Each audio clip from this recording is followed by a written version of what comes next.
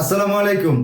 আজকে আমরা যে বিষয়টি পড়বো সেটা হচ্ছে সরকারি যে চাকরিজীবী আছেন সেই সরকারি চাকরিজীবীরা কিভাবে আমরা তাদের ইনকাম ট্যাক্স বা তাদের ট্যাক্সটা কিভাবে হিসাব করতে পারি, মূল যে বিষয়গুলি আছে সেই বিষয়গুলি আজকে আলোচনা করব। তাহলে চলেন আমরা ইনশাল্লাহ শুরু করে দিই। যারা যারা আমাদের সাথে যুক্ত আছেন অবশ্যই আমাদের ভিডিওটি শেয়ার করবেন এবং আমাদের চ্যানেলটি সাবস্ক্রাইব করার অনুরোধ থাকবে, এবং যদি কোনো মতামত থাকে তাহলে সেটা দেওয়ার জন্য অনুরোধ থাকবে। চলেন এক নম্বর আমরা যেটা দেখি, যারা সরকারি চাকরিজীবী আছেন তারা কিভাবে বা তাদের কিভাবে ট্যাক্সটা গণনা হবে, তারা কিভাবে ট্যাক্স পরিশোধ করবে সেই বিষয়টা আমরা আজকে বিস্তারিত আলোচনা করব এবং কি আমরা এটা মুখস্থ করব। চলেন ইনশাল্লাহ। এক নম্বরে হচ্ছে সরকারি কর্মচারী বা সরকারি চাকরিজীবী যারা আছেন তাদের যে করযোগ্য কিভাবে কর নির্ণয় করবে সেটা সেটা হচ্ছে সরকারি সরকারি কর্মকর্তা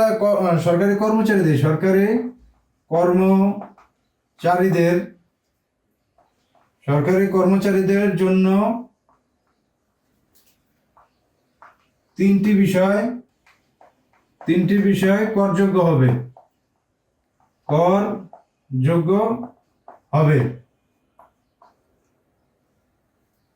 তাহলে কি লিখলাম? সরকারি কর্মকর্তা যারা আছেন বা সরকারি কর্মচারী যারা আছেন তাদের, যারা সরকারি চাকরি করেন তাদের কি হবে, তাদের হচ্ছে মোট তিনটি বিষয়ের উপর করযোগ্য হবে। সে তিনটি বিষয় কি কি আছে? এক নম্বর হচ্ছে মূল বেতন। এক নম্বর আমাদের কি মূল বেতন। দুই নম্বর হচ্ছে আমাদের উৎসব ভাতা। তিন নম্বর হচ্ছে বোনাস। এই হচ্ছে সরকারি যারা কর্মকর্তা কর্মচারী আছেন তাদের যে তাদের কিন্তু ট্যাক্স দিতে হয়, বাধ্যতামূলক তাদের ট্যাক্স দিতে হয়। তাদের যে ট্যাক্স দিতে হয় তাদের ট্যাক্স আমরা কিসের উপরে পরিগণনা করব? তাদের ট্যাক্সটা হচ্ছে এই তিনটি বিষয় হচ্ছে মোট যে ট্যাক্স হবে সেই ট্যাক্সটা হচ্ছে এই তিনটি বিষয়ের উপরে হবে। তাহলে সেইগুলি কি কি? এটা হচ্ছে আমাদের হচ্ছে মূল বেতন, উৎসব ভাতা, বোনাস। সরকারি কর্মকর্তা বা কর্মচারীদের ট্যাক্স হিসাব কি হবে? তিনটি বিষয়ের উপরে হবে। এক নম্বর কি মূল বেতন, দুই নম্বর হচ্ছে উৎসব ভাতা, তিন নম্বর বোনাস। মূল বেতন, উৎসব ভাতা, বোনাস। মূল বেতন, উৎসব ভাতা, বোনাস। মূল বেতন, উৎসব ভাতা, বোনাস। মূল বেতন, উৎসব ভাতা, বোনাস। আমরা কিন্তু বেতনের উপাদান পড়ছি, বেতন কাকে বলে, বেতনের উপাদানগুলি কি কি, এর পরবর্তীতে চাকরি থেকে যে চাকরি কাকে বলে, এই প্রশ্নগুলি বা এই উত্তরগুলি কিন্তু আমরা পূর্বের ক্লাসে ক্লাস নাম্বার 5 বা ক্লাস নাম্বার 5 আমরা কিন্তু এটা শেষ করেছি ইনশাল্লাহ। তাহলে আশা করি আমার সাথে যারা যুক্ত আছেন তাদের এটা ভুল হওয়ার কথা না।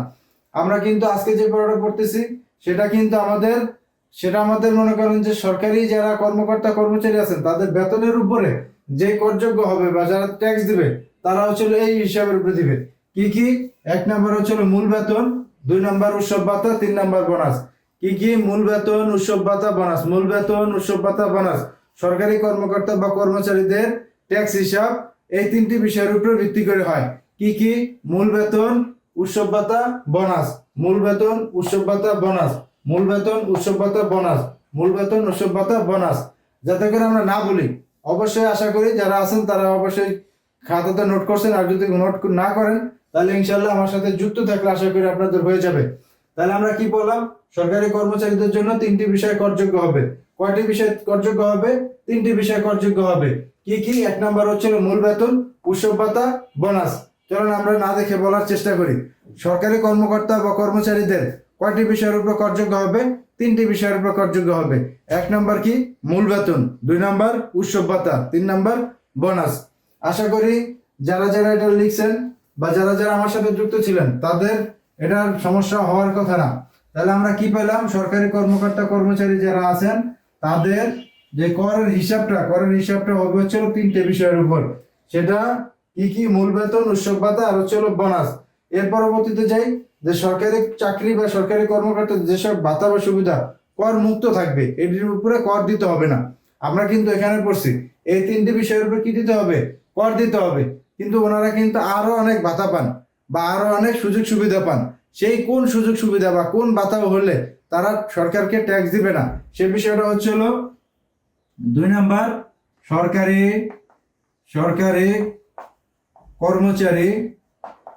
কর্মচারী বা কর্মকর্তা, এটা আপনার যেটাই আসুক সেইভাবে,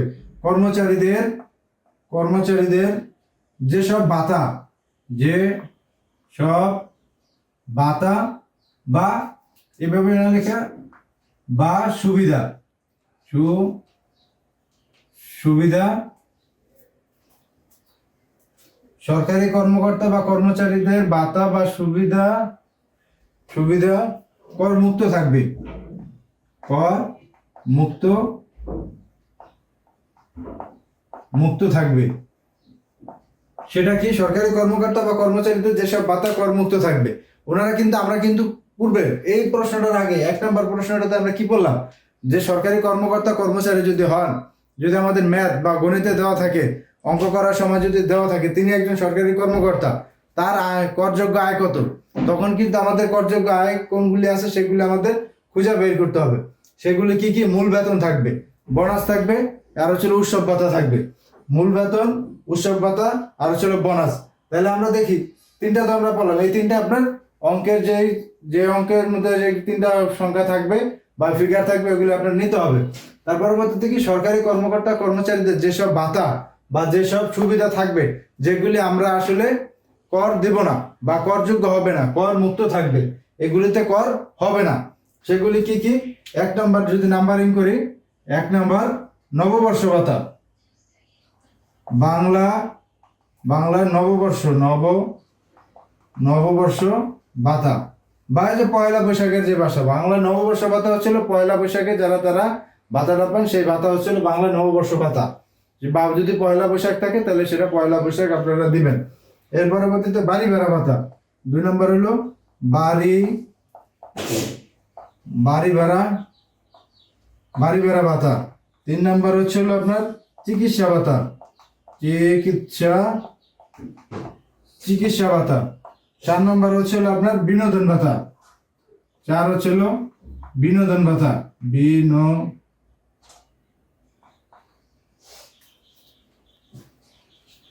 4 নম্বর হচ্ছে হলো আমাদের বিনোদন ভাতা,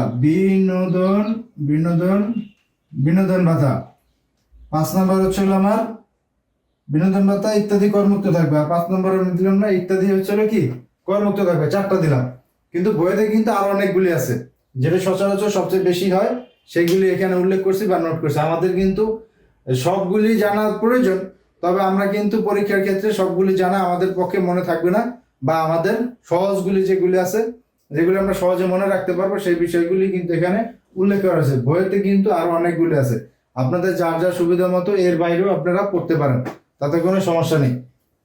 তাহলে কি বললাম, সরকারি কর্মকর্তা বা কর্মচারীদের যেসব ভাতা করমুক্ত থাকবে, করের আওতায় আসবে না, সেটা 1 নম্বর কি দিছি? নববর্ষ ভাতা, বাংলা নববর্ষ ভাতার আরেক নাম হচ্ছিল পয়লা বৈশাখ ভাতা। 2 নম্বর হচ্ছিল বাড়ি ভাড়া ভাতা, এরপরে চিকিৎসা ভাতা, বিনোদন ভাতা। চলুন আমরা কয়েকবার পড়ি। বাংলা নববর্ষ ভাতা, বাড়ি ভাড়া ভাতা, চিকিৎসা ভাতা, আর ওটা হচ্ছে হলো বিনোদন ভাতা। দেখছেন, সরকারি যারা চাকরি করেন তারা আবার বিনোদনও পান, বিনোদনের জন্য ভাতা পান। আশা করি আপনারাও পাচ্ছেন না। যারা সরকারি চাকরি করেন তারা কিন্তু বিনোদন ভাতা নামেও তাদেরকে একটা ভাতা দেওয়া হয়, তাদের আরো অনেক কিছু দেওয়া হয়। তাহলে আমরা কি বললাম, সরকারি কর্মকর্তা কর্মচারীরা যে বিষয়গুলির উপর কর দিবে, সেই বিষয়টা কি? 1 নম্বর বললাম মূল বেতন, উৎসব ভাতা আর বোনাস। এর পরবর্তীতে সরকারি কর্মকর্তা কর্মচারীরা যেসব ভাতা বা সুবিধা মুক্ত থাকবে, সেগুলো হচ্ছে বাংলা নববর্ষ ভাতা, বাড়ি ভাড়া ভাতা, চিকিৎসা ভাতা, বিনোদন ভাতা। আরো যদি আপনাদের জানতে ইচ্ছে হয় তাহলে অবশ্যই আপনারা বইয়ের সাথে যোগাযোগ বই দেখবেন, বই পড়বেন, ইনশাআল্লাহ তাহলে আরো কিছু জানতে পারবেন।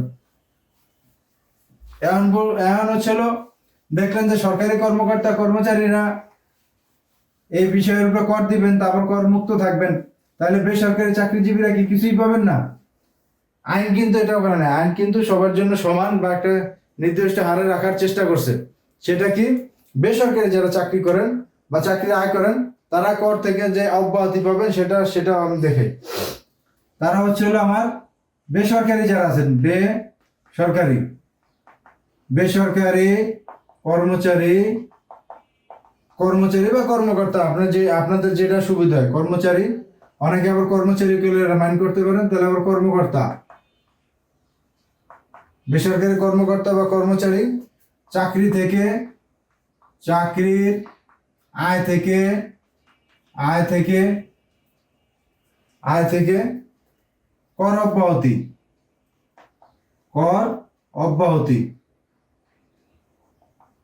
অব্যাহতি পাবে। ওই আগে কিন্তু পূর্বে যেটা পড়ছি সেটা কিন্তু আমরা সরকারিটার ক্ষেত্রে পড়ছি।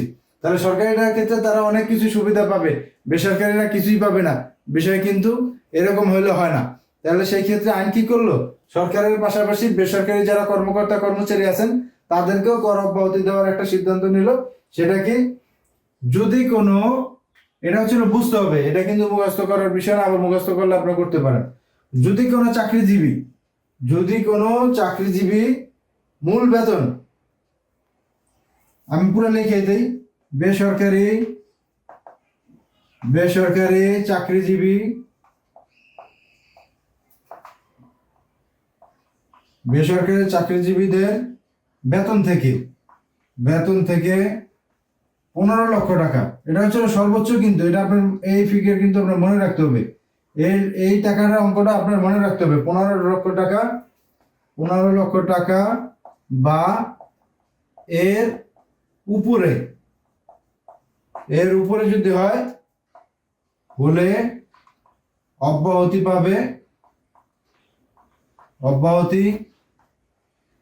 পাবে, এখানে লিখে অব্যাহতি পাবে 5 লাখ টাকা। এটা আপনার একদম মুখস্থ থাকতে হবে। কেন মুখস্থ থাকতে হবে দেখেন, বেসরকারি কর্মকর্তা কর্মচারীরা চাকরি হতে যে কর অব্যাহতি পাবেন সেটার পরিমাণ কি হবে, বেসরকারি কর্মকর্তা কর্মচারীদের যদি বেতন 15 লাখ টাকা হয়, কত হয়, 15 লাখ টাকা হয়, তাহলে তিনি কর অব্যাহতি পাবেন কত, 5 লাখ। যদি 16 লাখ টাকা হয় তাও তিনি পাবেন 5 লাখ। যদি তার বেতন 20 লাখ টাকা হয় তাও কিন্তু তিনি কর অব্যাহতি পাবেন কত, 5 লাখ। যদি 15 লাখ, এক কথাতে 15 লাখ টাকার উপরে যত হোক, তাহলে তিনি পাইতেছেন কত, 5 লাখ। তাহলে এখন প্রশ্ন আসতে পারে, তাহলে যদি 15 লাখ টাকার কম হয়, যদি যদি 10 লাখ টাকা হয়, যদি 8 লাখ টাকা হয়, যদি 12 লাখ টাকা হয়, তাহলে কত পাবেন, তাহলে তিনারা পাবেন হচ্ছিল, যদি এর কম হয়, যদি 15 লাখ টাকার কম হয়, যদি 15 লাখ টাকার 15 লক্ষ টাকার 15 লক্ষ টাকার কম হয় তাহলে 1:3 অংশ কর অব্যাহতি পাবেন। তাহলে কত হলো, যদি 15 লাখ টাকার কম হয়, 15 লাখ টাকার উপরে যদি হয় তাহলে 5 লাখ, 15 লাখ টাকার স্ল্যাবে গেলেই 5 লাখ, 15 লাখ টাকার উপরে গেলেও 5 লাখ। কিন্তু 15 লাখ টাকা যদি নিচে হয়, 13 লাখ, 12 লাখ, 10 লাখ, 11 লাখ, সেটা যাই হোক, যদি এরকম হয় তাহলে তিনি পাবেন কি, 3/1 বলতে 3/1 যে কয় টাকা হোক, তাহলে সেটার 3 ভাগ দেওয়া যে 1 ভাগ হবে, সেই 3/1 হচ্ছে হলো আপনার ওই কর অব্যাহতি হিসাবে যুক্ত থাকবে। এর পরবর্তীতে দেখেন, যদি আমরা এটা হয় তাহলে দুইটার মধ্যে যেটা কম হবে, 5 লাখ টাকার উপরে তো যাবেই না। আপনি যদি হিসাবে ভুল করেন তাহলে তো আর হইলো না। যদি 15 লাখ টাকা হয় তাহলে তো 5 লাখ টাকা সরাসরি দিয়ে দিলেন, আর যদি এর কম হয় তাহলে 3/1 যাবে। এই হচ্ছে হলো সরকারি চাকরিজীবী। আর বেসরকারি চাকরিজীবী যারা আছেন তাদের হচ্ছে হলো কর হিসাব, এটার বাইরে আর কোনো কর হিসাব নাই। আরো বিস্তারিত যে আইন আছে সেই আইনটা সম্পর্কে কর আইন 2023 সুন্দরভাবে যদি আপনি পড়েন, বা চাকরি হতে যে আয়, সে চাকরি তো দুইভাবেই হয়, একটা সরকারি চাকরি, একটা বেসরকারি চাকরি।